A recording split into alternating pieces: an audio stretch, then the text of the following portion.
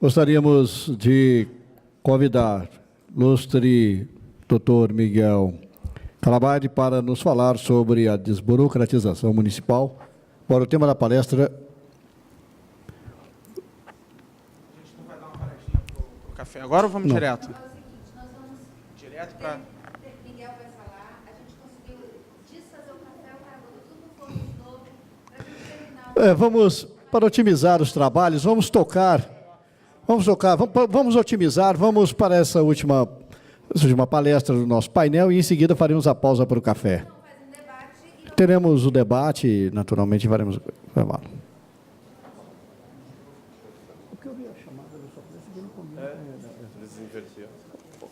Vamos lá então para a temática proposta aqui pelo próprio doutor Miguel.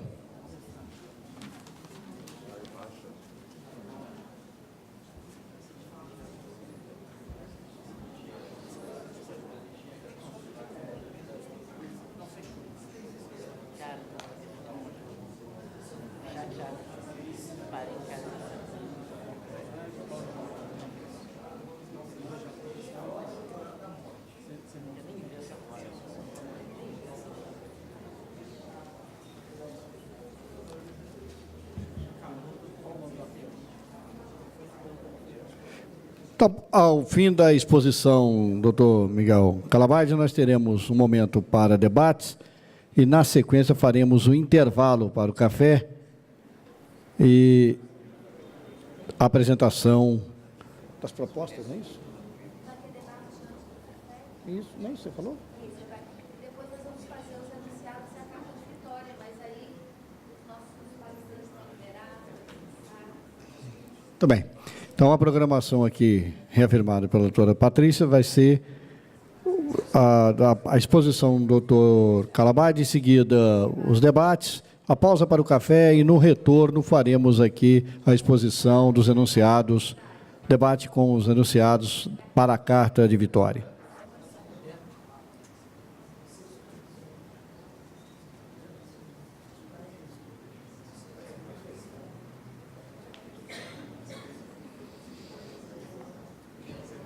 Doutor Miguel Adolfo Calabade, que é procurador de Curitiba, então.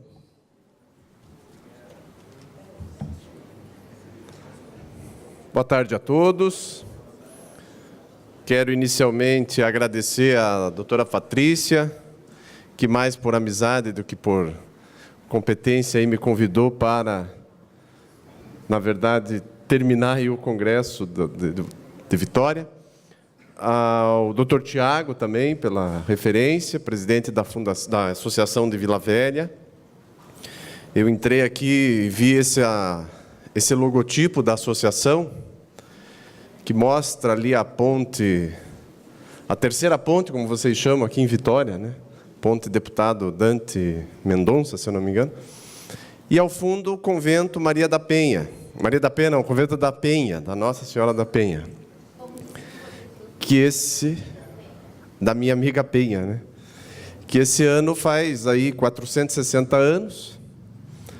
E eu fico, quando eu olho esses monumentos históricos, eu fico pensando como é que faziam isso, né?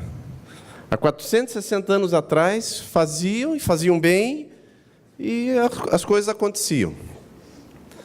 Então, e já combinei com a nossa amiga Patrícia, né, no domingo.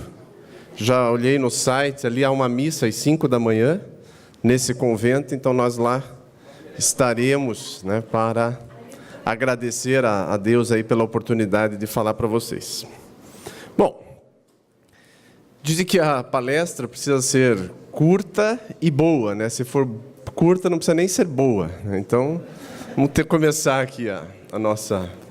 Então, a ideia proposta aqui era falar sobre a desburocratização do município, né? E aí me surgiu uma ideia de falar sobre um projeto que aconteceu em Curitiba, e ele inicia da seguinte forma, né? Nós tínhamos um prefeito, ou melhor, um candidato à reeleição, que, num determinado discurso, prometeu construir um hospital do idoso, na região sul da cidade.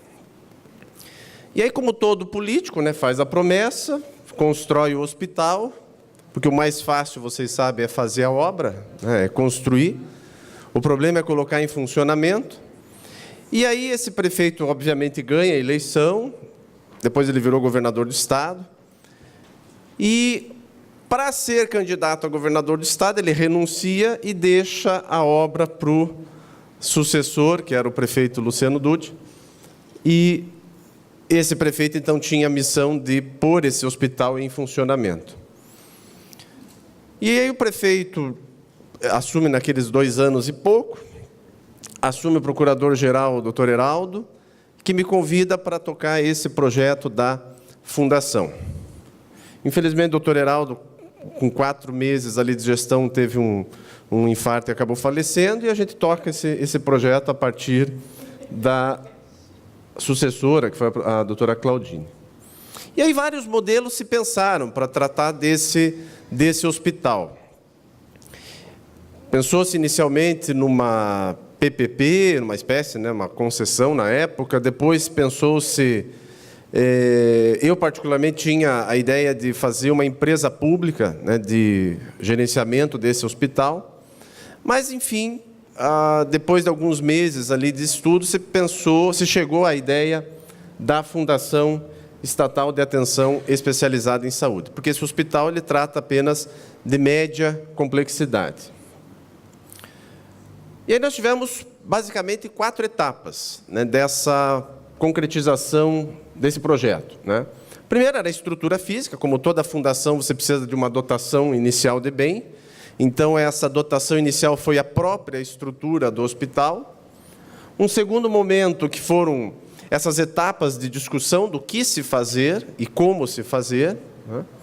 Uma terceira etapa, aí já assim pensando-se na gestão dessa fundação. E aí uma quarta etapa, que eu vou trazer para vocês, que é essa fundação na atualidade. Essa fundação acabou crescendo demais, né?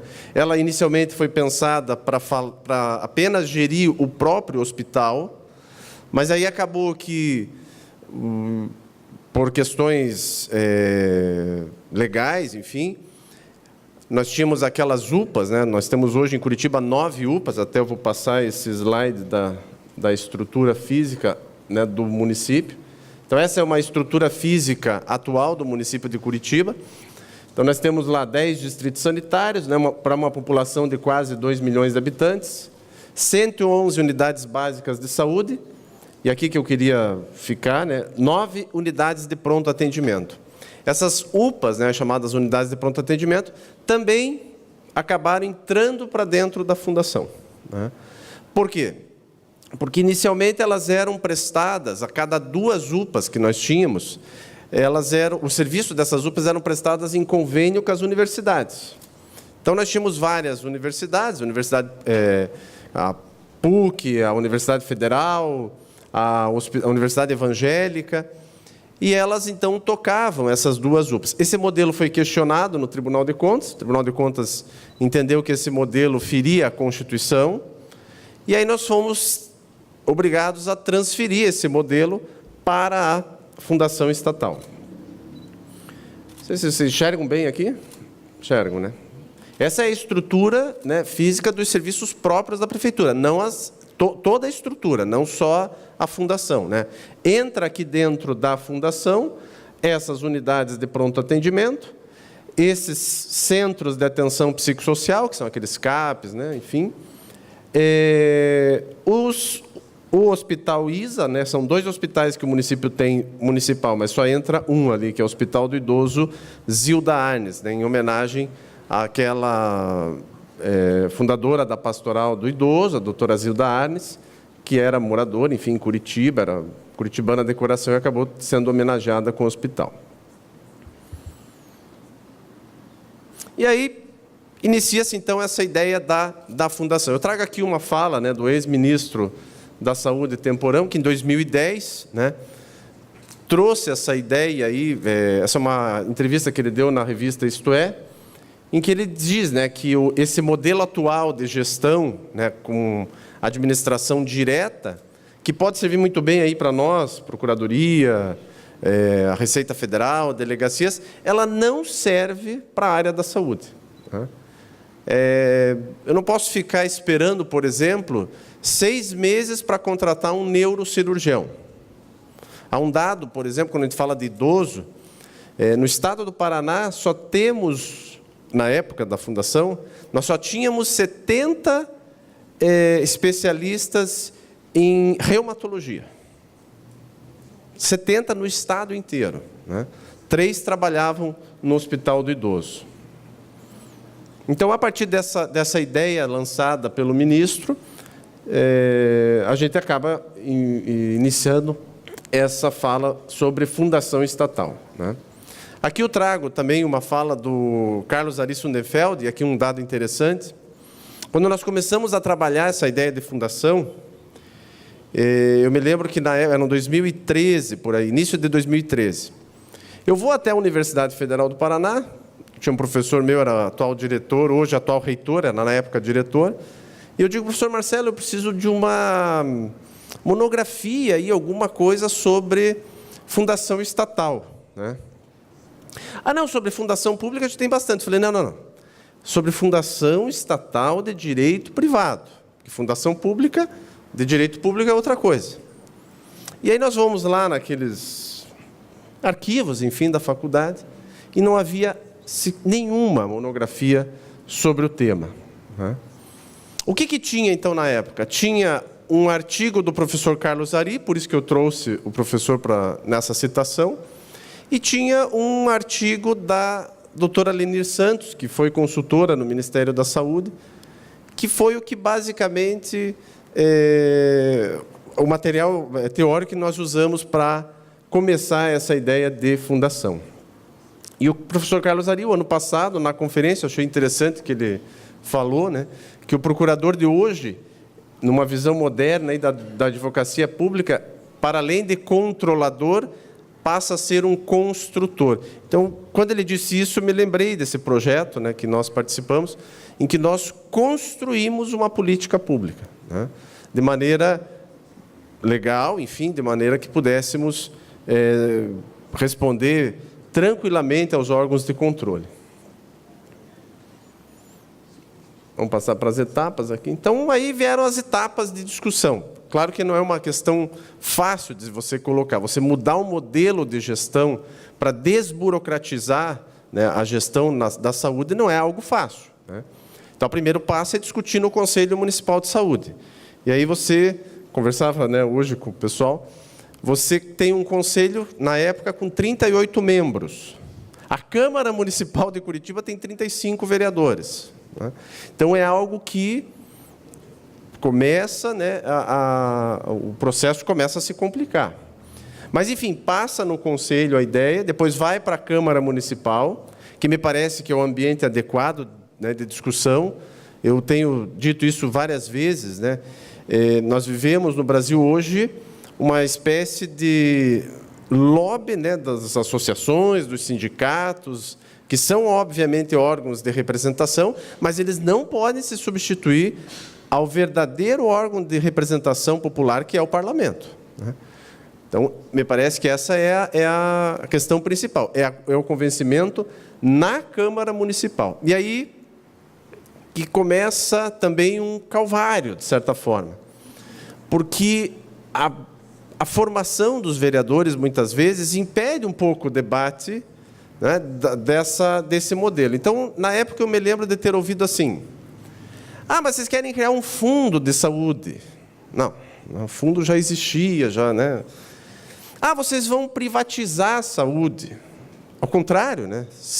Pegar a UPA, por exemplo, se aquele modelo anterior era uma universidade que tocava, por exemplo, vamos pegar uma universidade particular, como a PUC, me parece que você tirar aquela UPA da universidade particular e transpor para uma fundação estatal, que é um órgão dentro da administração indireta, não é privatizar, é o contrário, né? É estatizar o serviço.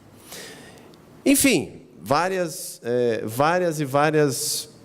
Teve uma vereadora que ela foi tão incisiva assim que ela tinha uma situação de oposição ao governo, uma coisa meio até que eu falei assim para ela: vereadora, quando a gente terminar isso aqui, né, nós vamos dar uma sala lá com o seu nome, enfim.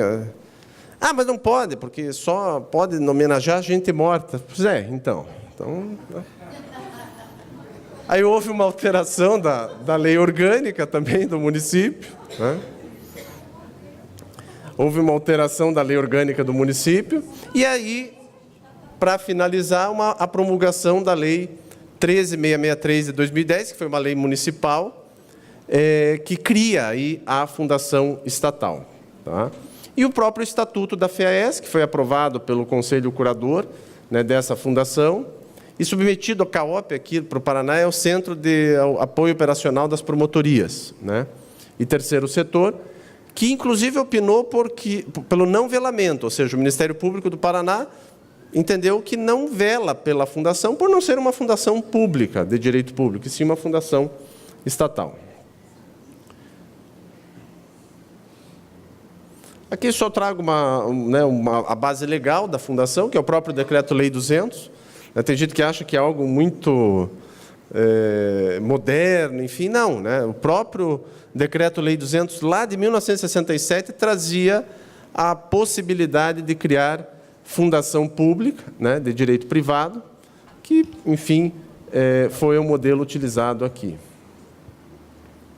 Aqui a alteração que foi feita na lei orgânica, né, nós tínhamos, na nossa lei orgânica, a previsão da administração indireta, naquela clássica, né, partição em 4, ali, autarquias, fundações públicas, sociedades de economias mistas e empresas públicas.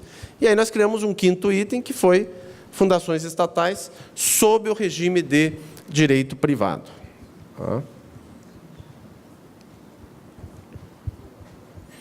Aqui a lei, né, que cria a fundação com personalidade jurídica de direito privado, sem fins lucrativos, de interesse público. E aqui que é a parte mais importante, que aí nós entramos no tema propriamente dito, que é a autonomia gerencial, patrimonial, orçamentária e financeira, se sujeitando ao regime jurídico próprio das entidades de direito privado. Ela, portanto, integra a administração pública indireta, é vinculada à Secretaria Municipal de Saúde para fins de supervisão, seguindo exatamente aquele modelo do Decreto-Lei 200. Né? E tem como objetivo, ela, nesse caso, especificamente, você pode criar para outros casos, como, por exemplo, a atenção básica, enfim, mas, nesse caso, para desenvolver e executar ações de serviço ambulatorial especializado. No caso do hospital, era uma situação de média complexidade. Tá? Integra a rede SUS, 100%, né, gratuito. Proibição de atividades que exijam poder de polícia. Então, nós não temos, por exemplo, como colocar dentro da fundação a vigilância sanitária, ela continua com a administração direta, né? Ou mesmo a vigilância epidemiológica, enfim, toda a parte de regulação, fiscalização, fica para a administração direta. Né? E a constituição por escritura pública e registro do seu estatuto social. E aí a terceira parte, que é a gestão dessa fundação. Eu falei para vocês lá no início, esse é o prédio do hospital. Então, toda a fundação precisa ter uma dotação inicial. Então, o município faz essa doação desse prédio inicialmente à fundação, por escritura pública. Esse é o prédio, né, do hospital. Aqui são os leitos, né, de UTI. Então, aqui já basicamente pronto para a inauguração. Eu brinco assim, você entra lá, você não diz que é um hospital público, municipal, que integra o SUS, né? Mas é possível, né? É possível fazer, porque, e é isso que o Alok fala ali, né? Por que a gente tem que sempre pensar que o serviço público tem que ser médio para ruim, né? Ele pode ser um serviço público de excelência, como é esse caso aqui do hospital, né? E eu lembro quando ele estava em construção, e vocês vão entender essa história depois. Esse hospital fica na região sul, né, num bairro chamado Pinheirinho. E, às vezes, eu passava por ali com meu pai, e meu pai perguntava, assim, porque quando eu falava-se hospital do idoso, ele dizia assim, então é aqui que eu vou terminar meus dias, né? Ele tinha, na época, 77 anos. Eu falei, não, mas não é um asilo, né? É um hospital. O senhor vem, se trata e vai embora. Né? Porque tinha muito isso. As pessoas achavam, é hospital do idoso, então, né, fica... Não sei se vocês sabem que tem famílias que internam os idosos no final de ano para poder viajar, retornam depois e pegam o coitado do idoso no... Isso acontece e acontece bastante, né? Não era o caso do meu pai. Eu falei para ele, não vou lhe jogar lá e depois pegar, né? As enfermarias, então, seguindo uma regulamentação, as enfermarias não podem ter mais que 3 leitos. Então, aquela ideia de enfermarias de SUS, né, superlotadas, então, não é o caso aqui, elas são desse estilo. Tá? As receitas, né? Claro, a receita principal é o contrato de gestão que a Fundação tem com a Secretaria Municipal de Saúde. Então, a Secretaria Municipal de Saúde faz o repasse do dinheiro para a Fundação e ela faz a sua gerência. Também pode vir de convênios, acordos e contratos com qualquer instituição, seja ela pública ou privada, tá? Nacional ou internacional, doações, né? Alienação de bens, enfim, né? Seguindo uma regra aí, muito parecida com o que acontece na iniciativa privada. Né? A direção, né? Você tem um conselho curador e você tem uma diretoria executiva.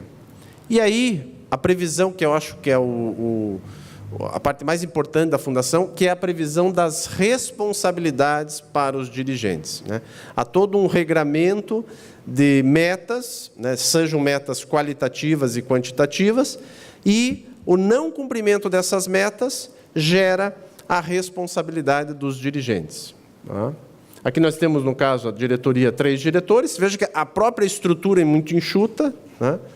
É um diretor-geral, um diretor administrativo financeiro e um diretor de assistência à saúde. Né? 3 diretorias, com avaliação de desempenho. Os diretores têm avaliação de desempenho. Né? O conselho curador. Né? Então, o conselho curador, que são membros, né, com mandato de 2 anos, avaliam a própria diretoria. Né? E se não cumprir aqueles requisitos, faz-se a responsabilização. Né? No contrato de gestão que o município estabelece com a Fundação, também tem metas, né, que eu falei para vocês, atribuições de responsabilidades, planejamento sistêmico, relatórios, planos operativos anuais. Isso acaba sendo auditado pela própria secretaria. Né? Então, tem sido feito dessa maneira aí, para que a gente também não perca essa ideia de excelência dentro da Fundação. Acho que ficou igual aqui. Agora foi. Estimativa de recursos, né, de desembolso, penalidades. O contrato de gestão também é um dado interessante, ele tem um prazo máximo de 5 anos. Então, passou de 5 anos, eu renovo esse contrato com novas regras, novas metas. Né? Avaliação trimestral pela secretaria. E, ao final de cada exercício financeiro, um relatório de execução deste contrato de gestão, que é apresentado tanto para a secretaria quanto para o Conselho Municipal de Saúde. E a prestação de contas, né? São esses os 4 órgãos que a Fundação presta contas. Conselho Curador, Conselho Municipal de Saúde, para a Câmara de Vereadores e para o Tribunal de Contas do Estado. Vocês viram que não entraram aqui o Ministério Público, né? Porque ele tinha dito lá atrás que este tipo de fundação eu não faço nem o velamento e nem a fiscalização. Né? E aqui um dado que aí me parece que é a grande cereja do bolo, aí, que são 2 tópicos quando a gente cria a fundação. A questão de RH e a questão de compras. Né? Que essa é a grande finalidade de você criar uma fundação sob o regime de direito privado, porque você quer agilidade, você quer desburocratizar esse sistema aí de gerenciamento da saúde.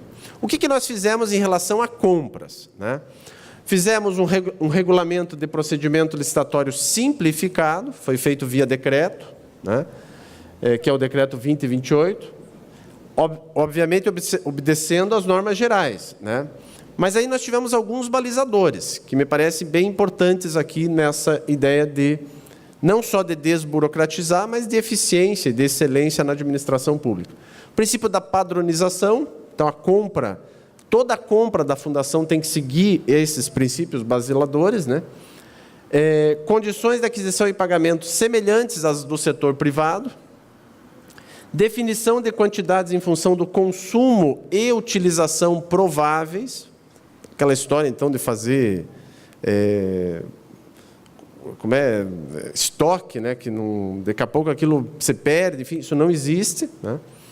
E garantia da eficiência, da eficácia e foco na excelência estratégica e operacional e na integração de processos. Eu lembro quando nós fomos, uma das visitas técnicas, nós fizemos alguns hospitais, um que me marcou muito foi a Fundação Hospitalar, que é uma empresa pública, na verdade, não é uma fundação, lá de Porto Alegre. Hospital é uma empresa pública federal, eu não recordo agora o nome do hospital. Hã? Não, mas não é. Enfim, são vários hospitais, mas ele é formatado numa espécie de empresa pública federal. E eles tinham Grupo Hospitalar Conceição. É o nome do Grupo Hospitalar Conceição. Para vocês terem uma ideia, isso em 2010, todo o processo deles era eletrônico. Todo o processo. Eles faziam um pregão em 16 dias. Né? E com detalhe, o processo eletrônico deles tinha prazo. Então, por exemplo, o sujeito tinha que fazer o parecer, o procurador. Ele tinha 2 dias para fazer o parecer. No 3º dia, ficava uma bola amarela. No 4º dia, ficava uma bola vermelha. Automaticamente, o procurador perdia ponto na avaliação de desempenho e aquilo já ia... E ele tinha que justificar por que perdeu o prazo e já sabendo que aquilo fazia ele perder ponto na avaliação de desempenho. Um espetáculo, assim, o processo, né? Ele fazia em 16 dias um pregão. E eu cheguei em Curitiba e disse, mas como é que aqui a gente leva 90 dias e não termina esse negócio? É processo, né? Processo. E aí, lógico, a partir dessa experiência, nós implantamos o processo eletrônico de licitação, que me parece, né, a parte principal aí, se você quer agilidade no sistema de compras, né? Contratação integrada e contratação via internet, também com a possibilidade, né? Cadastro próprio de fornecedores, isso já tinha, né, mas a Fundação acabou assumindo isso aí também. Contratos regidos por normas de direito privado, né? E apenas aqueles contratos acima de 37,5 milhões que o Conselho Curador precisaria aprovar. Abaixo disso, a diretoria teria autonomia, tá? E um recurso único. 5 dias, sem efeito suspensivo, contra razões 5 dias, decisão em 3 dias. Acaba aquela coisa de enrolar o processo licitatório, que não tem fim, né? O sujeito não tem prazo para decidir, né? Então, isso também facilita, né? E, atualmente, como é que é a FEAS? Claro que não é só, né, vantagens aí, mas vamos falar primeiro das vantagens, né? Acho que aqui, basicamente, 2 vantagens. Esse procedimento simplificado de compras, né, e uma melhoria na gestão de recursos humanos decorrentes da contratação da CLT. Mas aqui teve uma questão, né? Em relação a compras, foi tranquilo. Em relação à contratação por CLT, nós percebemos digo assim, que foi um engano, né? Mas a Justiça do Trabalho tende a ser muito mais, vamos dizer assim, benevolente com o empregado do que a Justiça comum com o servidor. E se criou um passivo trabalhista muito grande em relação à Fundação, né? No sentido de que a Justiça do Trabalho, bom, já que você leva o ônus e o bônus do setor privado, né? Então, você leva essa justiça trabalhista também, que é muito pró-empregado, né? E isso acabou gerando algumas consequências para a Fundação, que foram corrigidas no percurso, né? Mas que, num primeiro momento, se não se corrige, poderia ter uma situação, digo, de financeira, né, complicada para a Fundação. Aqui mais ou menos como é o organograma, mas isso aqui não vou passar um pouco mais rápido. E aqui algumas experiências, né? Então, por exemplo, nós realizamos o primeiro pregão presencial internacional, né, do município de Curitiba, da história do município de Curitiba. O que aconteceu aqui? Se nós fôssemos comprar um tomógrafo, por exemplo, da forma tradicional, né? Você pega lá o representante da Toshiba, da Siemens, não sei o quê, eles vão pôr a margem de lucro deles, enfim, sairia na época 4 milhões de reais. O que nós fizemos? Nós fizemos um pregão presencial, internacional. Então, pôde participar a Toshiba, a Siemens, as próprias empresas, né? E aí, o custo desse tomógrafo passou para R$ 1.700.000, ou seja, de 4 milhões para 1.700.000, por conta também daquelas isenções tributárias que, se o município compra diretamente, ele tem, né? Se ele compra de um representante, o representante não tem essa imunidade, né? Então, a economia aqui de 30... Então, na época, nós compramos um tomógrafo nesse modelo, um raio-x digital, né, e 2 raio-x móveis. Tá? Economia aqui de R$ 1.090.000, 31%. Tá? Aqui, aqueles impostos que eu falei, todos eles não existiram nesse modelo. Tá? Esse aqui é o tomógrafo. Tá? Ele está lá, inclusive. Outro dado interessante também, porque não é só comprar, né? Você compra e aí também se estabeleceu um contrato de manutenção preventiva e corretiva por 36 meses. Então, o tomógrafo funciona, né? Porque você tem que comprar algo que funcione para o hospital. Né? E aí, aqui eu trago a missão, visão, enfim, né? E, atualmente, o que a Fundação administra? Daí, claro, né, é aquela coisa de a criatura, né, ficar maior que o Criador. Né? Essa foi uma preocupação. Mas isso acaba acontecendo, porque você começa com um modelo gerencial de excelência, então todo mundo quer ficar agora na Fundação. Né? Então, ela que inicialmente era para administrar apenas o hospital, né, ela passou a administrar todos esses equipamentos aqui da Prefeitura. Maternidade, programa Melhor em Casa. Esse programa é o seguinte, é o home care, né? Como se fosse... Hoje nós atendemos quase 3.000 idosos em casa. Né? Médicos das 8 unidades de pronto atendimento. O SAMU entrou para dentro da Fundação. Né? O SAMU aqui, um detalhe, né? Nós fizemos o seguinte... Os médicos do SAMU estão dentro da Fundação. As ambulâncias nós contratamos, nós fizemos uma licitação para as ambulâncias. Né? E os CAPs. Né? Então, hoje, essa é a atualidade da Fundação. Deixa eu só voltar aqui, ó. Deixa eu só voltar para esse leito de UTI. Hã? Não entendi? O tomógrafo está lá. E aí eu queria finalizar contando um caso aqui. Quero voltar na UTI. Por que a gente... Para mim, essa fundação ela foi assim, um exemplo que vai para a minha vida toda aí como procurador. Como eu disse para vocês, né, o prefeito assumiu, convida para ser o procurador lá da saúde que vai tocar esse projeto. O hospital é inaugurado no dia 29 de março de 2012, que é o dia que a cidade faz aniversário. Lembra que eu falei que o meu pai passava lá, meu pai dizia, eu vou acabar meus dias aqui e tal, é para cá que eu vou. Eu falava, não, pai, isso aqui né, não é um depósito e tal. O hospital é inaugurado dia 29 de março. Dia 21 de maio do mesmo ano, o meu pai tem um AVC.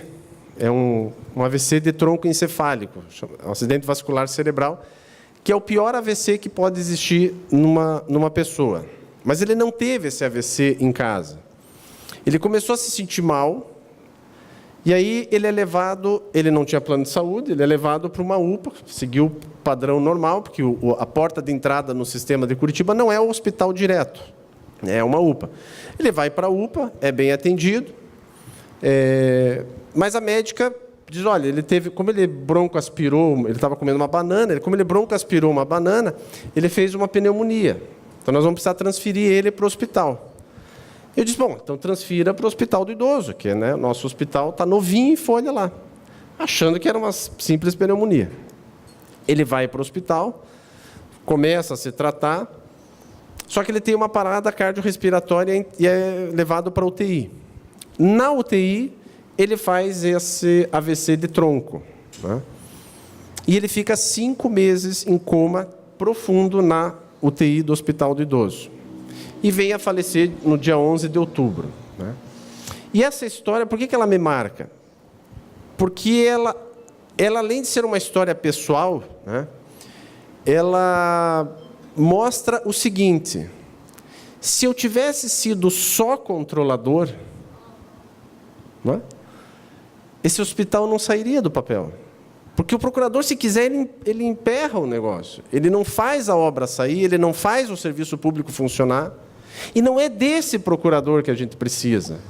Não é só do procurador controlador, né? É importante que se faça o controle, mas nós precisamos do procurador construtor. E eu, com essa experiência que eu quero compartilhar com vocês, que na época, claro, para mim foi triste, mas a gente entende também alguns desígnios, enfim, que Deus deve ter para a gente. Eu percebi que a gente pode mais, né? O procurador, ele passa a ser responsável pela vida das pessoas, né?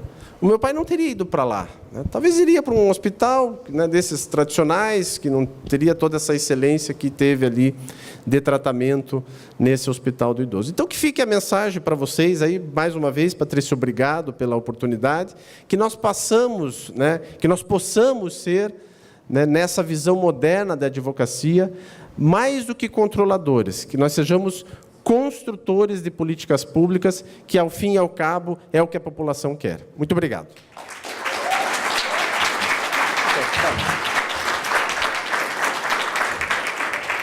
Doutor Calabade, essa demonstração de excelência e orgulho para a carreira dos procuradores municipais. Gostaria de devolver a palavra à presidência da mesa para o encerramento deste painel e, por oportuno, também o encerramento do nosso primeiro Fórum Regional. E explico, faremos aqui a formalidade do encerramento oficial, enquanto, na sequência, teremos, naturalmente, a passagem aqui de algumas lembranças aos colegas procuradores que vieram estar conosco nessa oportunidade. Sairemos para o café e retornaremos para a leitura dos enunciados. Então, a palavra com a presidência da mesa. Eu queria, inicialmente, agradecer a todos que estiveram aqui, não só os nossos palestrantes, nós tivemos palestras brilhantes aqui ao longo dos 3 dias, mas também todos os advogados públicos que vieram de todos os cantos do Brasil e de todos os cantos aqui do Espírito Santo. Eu tinha preparado um textinho para falar no encerramento, mas depois eu joguei fora, falei, não, vou falar de forma espontânea, porque realmente organizar esse congresso foi muito, muito difícil. Eu lembro quando eu voltei ainda anestesiado do congresso que a gente teve de Curitiba, e foi um congresso assim paradigmático, excepcional, organizado pelo Miguel. E lá em Curitiba eu sempre buscava colar com as pessoas que tinham a acrescentar. Eu estava muito desanimado com a situação da Procuradoria aqui, eu falava, tem pessoas que foram um ponto de mudança muito grande nas procuradorias deles, e com isso foram um ponto de mudança também para a sociedade, e busquei junto ao Eduardo, fiz a inscrição para o patrocínio, né, do Congresso Regional, e quando o Eduardo me ligou, falou, Vitória, Vila Velha vão receber o patrocínio Master. Vocês vão organizar o evento. Aí que caiu a ficha, eu falei, gente, a gente precisa organizar um congresso. Como é que eu vou fazer isso? Eu não tinha nem por onde começar. Liguei para o Alóquio. A Alóquio falou, olha, vou te dar o telefone da pessoa certa. Liga para a Patrícia. E eu liguei para a Patrícia e veio esse anjo na minha vida, uma pessoa assim, extremamente proativa, extremamente sentimental, e eu falo isso de um ponto de vista positivo, porque ela ela sente muitas coisas que ela faz, ela dá muita importância às coisas que ela faz. Então, realmente, ela transformou esse evento, e eu posso falar com toda certeza que 70% do que vocês viram aqui, é óbvio que tiveram ajuda de vários colaboradores, além de todos os nossos patrocinadores, os presidentes das associações que nos ajudaram desde o início também, e aqui eu faço questão de citar o nome do Guilherme, o presidente da Associação de Aracruz, que nos ajudou muito também, batendo perna lá no Senado Federal, mas ela transformou isso daqui no que foi hoje. Ela tirou do nada e, com todos os colaboradores que ela conseguiu arregimentar, realizou esse congresso. Então, não, é verdade, é verdade. Não, sem essa humildade, porque foi verdade. Obviamente, nós tivemos muito trabalho, nos reunimos diversas vezes durante a semana. As pessoas não imaginam a dificuldade que mas a gente sempre tinha uma meta, que era unir a advocacia pública capixaba, unir toda a advocacia pública agregadora, que ia trazer não só qualidade técnica, mas como qualidade pessoal, experiências pessoais de transformação. Porque, às vezes, nós ficamos muito sozinhos nas nossas procuradorias e a nossa tendência é desanimar, desistir, achar que essa carreira não é para nós, que a nossa carreira está fadada ao fracasso, que nós somos muito pequenos. Não, nós somos grandes. E aqui nós tivemos grandes exemplos de pessoas grandes, e independentemente do tamanho da procuradoria, do tamanho do município. Então, o recado que eu gostaria de deixar, além dos meus agradecimentos a todos que participaram, e principalmente a Patrícia, que foi uma parceiraça, não só para esse evento, mas agora vai ser uma parceira para a vida, que eu acredito que a gente ainda vai conseguir construir muita coisa, mas não desistam, perseverem e mirem sempre nos bons exemplos, porque nós temos muito na advocacia pública municipal, pessoas que mudaram suas procuradorias em conjunto, sozinhas, e, como consequência de alterar as procuradorias delas, elas alteraram a realidade da sociedade municipal e da municipalidade, dos munícipes que são servidos por essa procuradoria.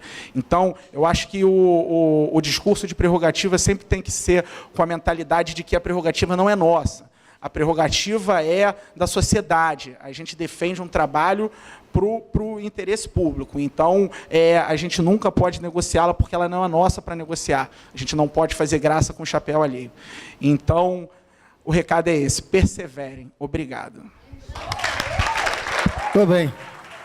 Agora nós faremos a entrega das lembranças. Convido, então, a doutora Patrícia Gazola para integrar o comitê. Convido o doutor Tiago Viola para também, junto com a doutora Patrícia, fazer a entrega aos nossos palestrantes de uma singela homenagem. Gostaria de convidá-los para que ficassem de pé, para receber aqui uma singela homenagem dos capixabas.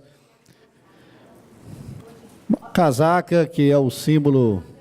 Que é um instrumento do ponto, que é uma música cultural daqui. Não tem a Madalena, o tambor de pombo na Barra do Ticu. O passeio de amanhã vai ter tambor de pombo. Já leva a casaca para tocar no passeio de amanhã. Muito bem. Levam aí a lembrança da casaca, instrumento das bandas de Congo, símbolo maior da musicalidade e da cultura capixaba. Também o café caramelo, um produto idealizado, fabricado aqui no Espírito Santo, que faz muito sucesso no Brasil afora.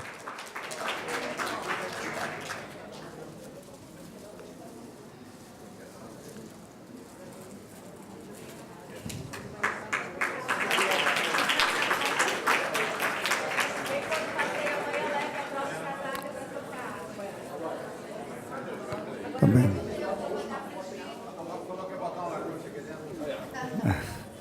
Muito bem. Agradecemos muitíssimo aos nossos palestrantes. Aplaudam, por favor, nossos palestrantes. Faremos aqui uma foto coletiva.